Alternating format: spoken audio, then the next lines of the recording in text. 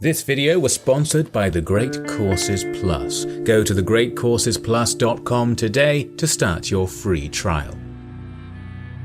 It is hard to overstate the importance of the ancient Greeks to human civilization, especially in regards to freedom and democracy.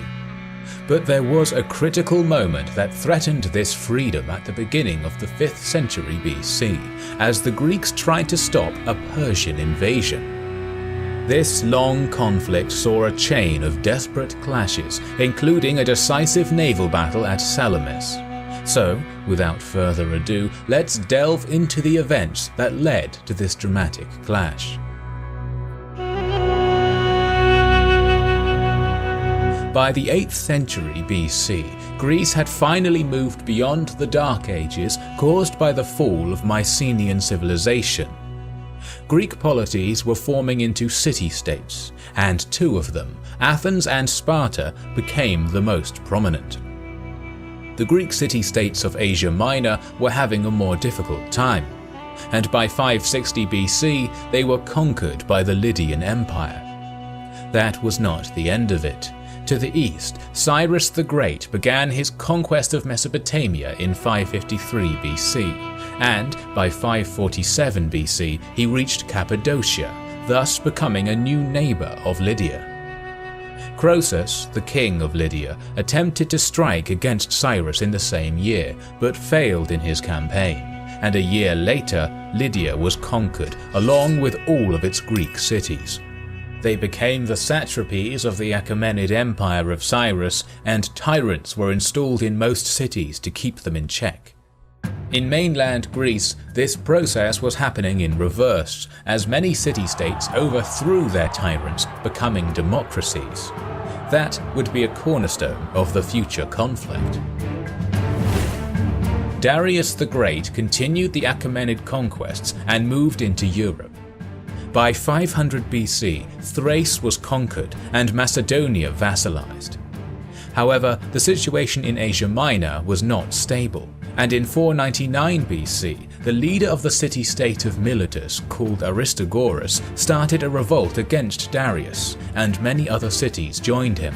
He also received support from Athens and Eretria.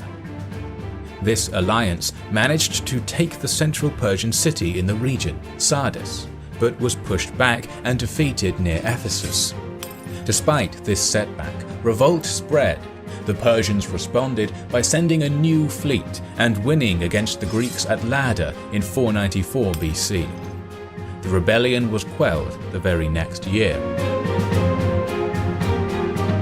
In 492 BC, Darius launched a campaign into Greece as retribution. This invasion had some early success, but was decisively defeated by the Athens-led alliance in the famous Battle of Marathon in 490. Darius planned a second invasion, but a revolt in Egypt prevented that. The Greeks used this respite well and formed a larger alliance with Sparta and Athens in leading roles. The son of Darius, Xerxes I, was then able to move forward with a new invasion in 480 BC. Achaemenid forces gathered in Sardis and crossed Hellespont in April. The invading army continued towards the Macedonian border with a large navy flanking it. Initially, the Greek plan was to defend in the Vale of Tempe, but that would have left most of the mainland undefended against the amphibious invasion. Instead, the land forces of the Greek cities, consisting of 5,000 to 10,000 troops, led by Spartan king Leonidas, blocked off the pass of Thermopylae. To the east, a 300 trireme-strong allied navy under Athenian command closed off the straits of Artemisium. Persian forces arrived in the area by late August. Their army had around 200,000 warriors, while the navy consisted of 1,000 or so triremes. Before the Persian fleet reached the Greeks, a storm broke out, and almost a third of their ships perished. The Persians attempted to send a portion of their navy to the south to circle around Euboea and surround Hellenes. However, one more storm sunk these vessels. The first 2 days of the land battle in Thermopylae were going according to the plan of Leonidas, but by the third day, the Persians outflanked his troops. The king sent away the majority of his contingent and stayed behind with his Spartans, Thespians, Thebans, and Helots. Although he and his companions were killed during the third day, this sacrifice allowed at least half of the army to retreat. At the same time, the Greeks led by Themistocles were attacked by the Persian navy, and, despite the fact that losses on both sides were equal, the Greeks did not have the resources to defend any longer. As the passage at Thermopylae was lost, the Straits of Artemisium had no strategic importance, and Themistocles ordered a retreat. By the middle of September, Xerxes occupied Athens, and Themistocles had to fall back even further to the island of Salamis, where he received some reinforcements. He now had 378 ships under his command. Athens was now under Persian control, and they were able to use the harbour of Piraeus. Soon their 700 ships blocked off the open sea.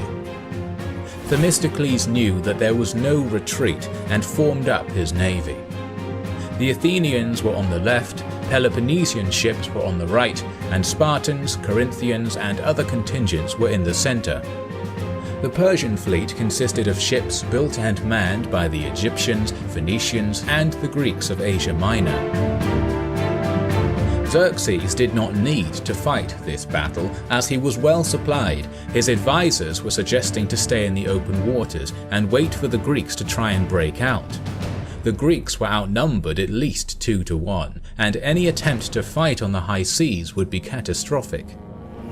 Xerxes sent a small group to take the island of Psytalia, while Egyptian portions of the navy, which had suffered most of the damage at Artemisium, were left behind to cover other exits around the island of Salamis.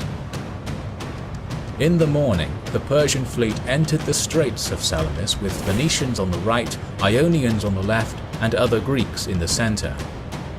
Early in the morning, the Corinthian ships moved back.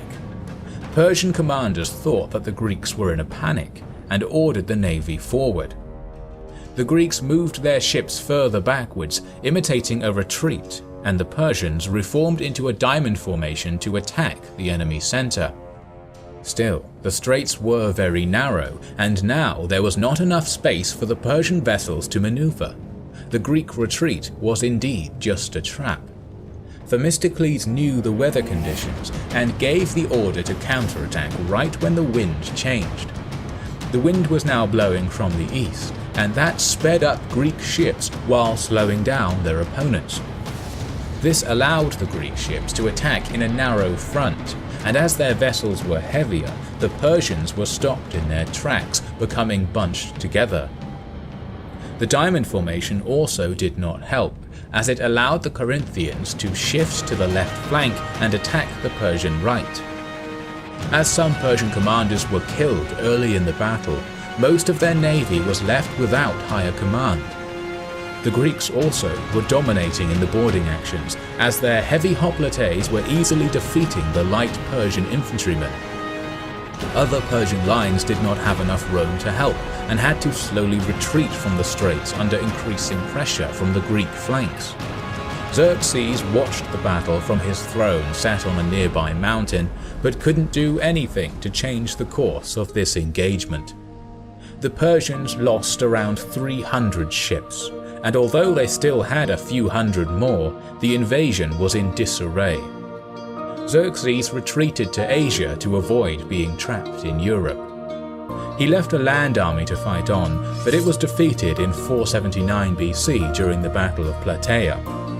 At the same time, the Persian navy was defeated yet again at Mycale in Ionia. Xerxes and his descendants did not attempt to conquer Greece again, and 150 years later, Alexander the Great conquered the Achaemenid realm. While creating this documentary, we used the series of lectures called Understanding Greek and Roman Technology from Professor Stephen Ressler, provided by the sponsor of this video, the Great Courses Plus.